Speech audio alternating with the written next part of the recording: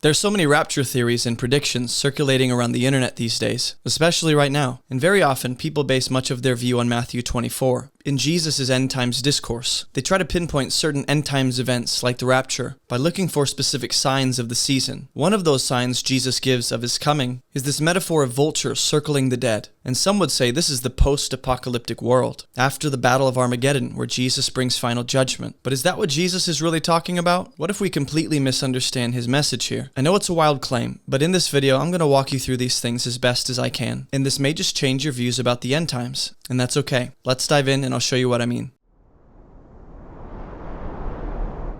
If you're wondering, do you believe in the rapture? The answer is, well, depends on what you mean.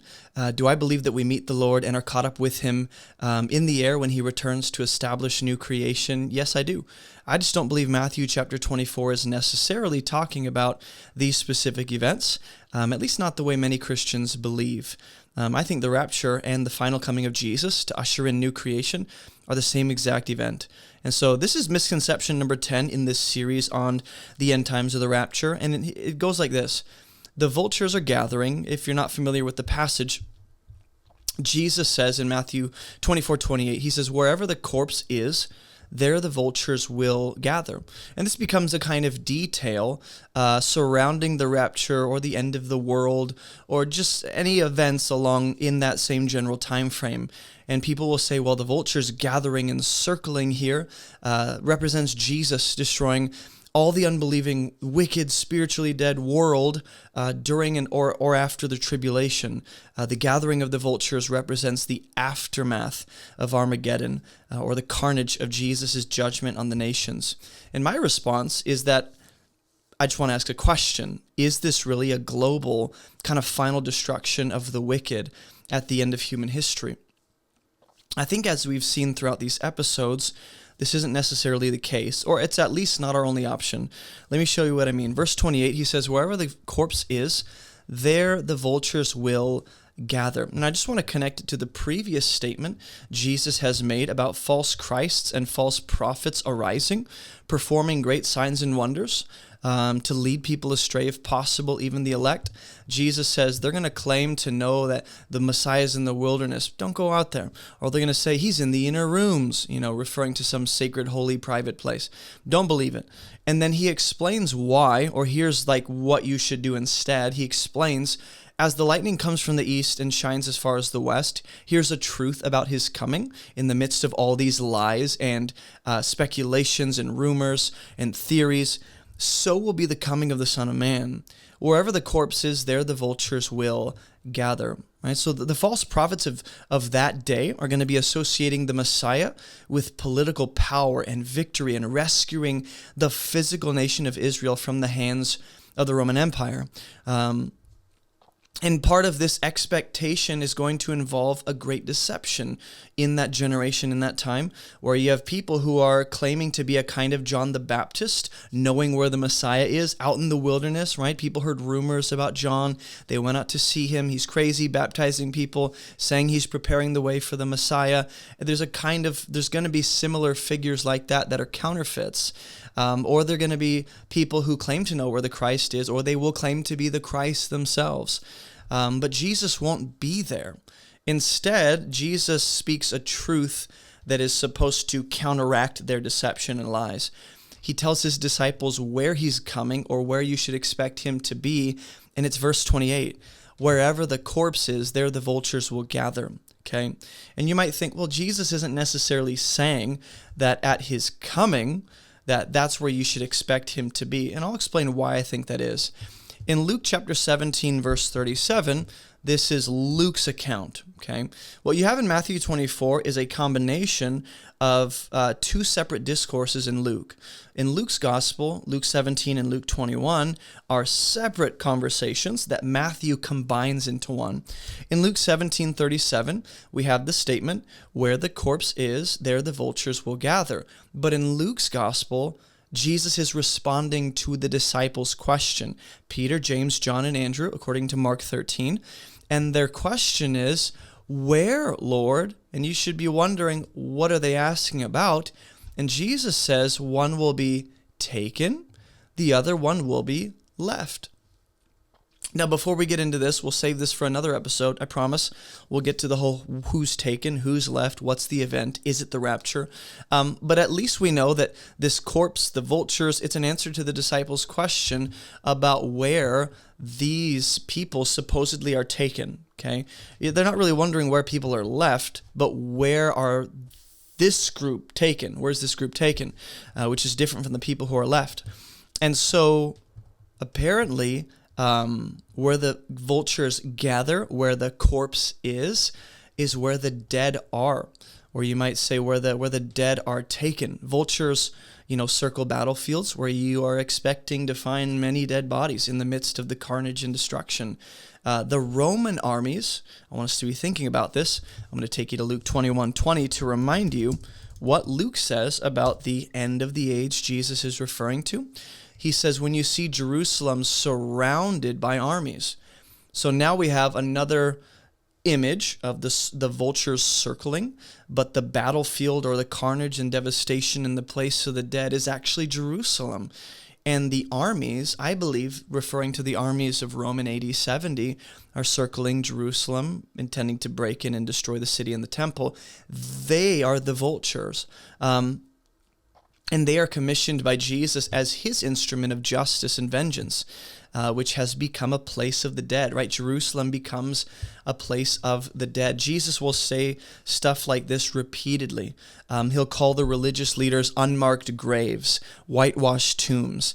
He tells one man, let the dead leave the dead to bury their dead. He'll say that their generation is going to be like one demon that becomes seven worse demons. And he says, the last state becomes worse than the first, so it will be with this generation. In other words, Jesus is expecting and predicting that his generation, not a future generation beyond his time, but his specific generation of Israelites alive during his day, they will eventually become a place of dead things and a haunt for evil spirits, because spiritually, that's what they have been for many years. And the vultures in both these passages kind of seem to symbolize the swiftness and the certainty of some kind of divine judgment, like birds that inevitably are circling inevitable death. Either there are dead bodies or there's an expectation of dead bodies to feast on. And that would parallel the Old Testament imagery where birds of prey can signal judgment, like in Job 39, Habakkuk chapter 1. And so the coming of Jesus, like lightning, if we go back to Matthew 24, I want us to think about how Jesus is connecting two images to kind of push back against the deception of the false prophets and the false messiahs of their day. He uses this image of lightning and the image of vultures gathering and circling where the dead are, the corpses are. And so Jesus is coming through the Roman armies, I believe, as God has done throughout the Old Testament, through Babylonian armies, through Assyrian armies, through the Israelite armies in the Promised Land, through, whatever, pick your nation and pick whatever army you'd like. Very often it says the language is that God is coming through those armies as judgment. But in this case, he's coming to take the wicked, not the righteous, as we saw in Luke chapter 17. In other words, his coming right here, the coming of the Son of Man, that is like the lightning or like vultures gathering. It is the wicked dying and being taken from the land of the living. And we'll get to that again a bit later in this series when we address the whole, like the days of Noah, one is taken, one is left. So it's important to note that whatever aspect of lightning is being compared to the coming of the Son of Man, it has to match the following statement in verse 28 and the point being made about vultures circling the dead, or there being a place of the dead. He says, as the lightning shines or comes from the east and shines as far as the west. And then he says where the corpse is. So you have two kind of directional statements about where something is, or locational statements. As the lightning comes from where? The east to the west. As the vultures gather and circle where? The place of the dead. Both of these images seem to explain something of Jesus' coming right here in Matthew 24. and they likely are making the same point about his coming. Not different points, but the same point. They're given to at least both contradict the claims of the false prophets. What they are saying, these false prophets, which is, I know where he is, I know when he's coming. Yeah, those claims are being disproven and contradicted by Jesus when he says, actually, people are going to say they know where he is, but Jesus says where the corpse is where the vultures gather. Or they might say, we know when he's coming, and Jesus says, it'll be like the lightning shining, from the east and as far as the west. So there's something about the lightning shining, and I really want to belabor this because very often what we do is we stretch these images or just assume we know the point he's making. I know something about lightning, so this is obviously what he's comparing between lightning and himself. And I just want to pause and say we should actually read the biblical authors and their words on their terms, in their context, and let them explain by reading the clues surrounding that statement in the context. So something about lightning shining, I want to highlight this word for you because this is going to be an important word. Something about it shining is contradicting these false prophets' claims about knowing where the Messiah is and knowing when he's coming. So the false prophets and false messiahs of Jesus' day, their claim is more secretive and private and like secret knowledge. They know where and when.